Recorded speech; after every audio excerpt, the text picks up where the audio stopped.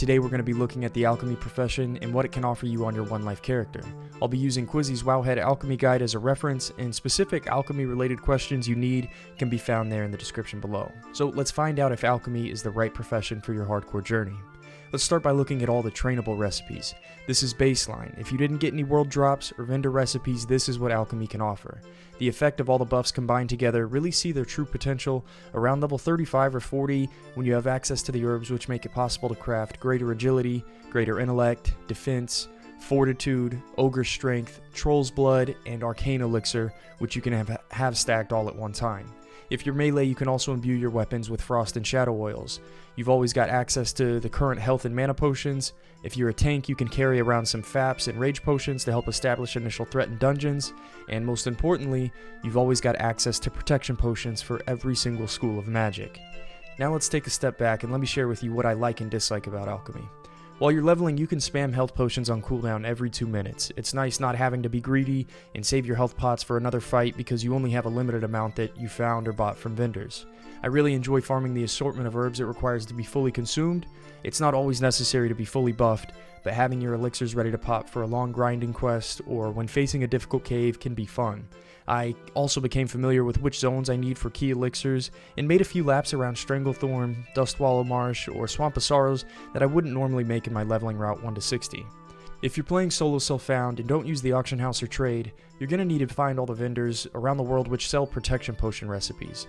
They won't always be in stock, so you'll always need to be mindful of them when you're in the area. Additionally, most alchemy vendors have a chance to sell health and mana potions. Similar to knowing where you need to pick the herbs, it's great to have this knowledge for all your future hardcore runs that maybe aren't alchemy. You can be really creative with alchemy as a warrior. You can dual wield and potentially have shadow oil and frost oil always imbued for difficult quests or encounters. Stack this with all your buffs and pre-pop a protection potion, and you can make even some of the scariest quests, NPCs, or dungeon bosses trivial because of your preparation. Now for what I don't like about alchemy. It simply just isn't efficient in comparison to engineering. It's annoying that health potions share the same cooldown as your mana potions, protection potions, free action potions, and even swiftness potions. Whereas if you're engineering, you unlock 2 more abilities in combat, or cooldowns. You can use dynamite or bombs for additional damage and an interrupt, as well as the target dummies, which are insanely overpowered for this challenge. Meanwhile, I've still got health potion available, and it makes my time spent fishing for trunks for health pots even more valuable. It's like the difference between playing a druid as a moonkin, or traditionally using all your mana and then shapeshifting into bear and letting your mana restore, wash, rinse, repeat. It's just more efficient. But don't let my opinion sway you from this profession. I really think the protection potions in alchemy are what sets this profession apart in solo self-found hardcore.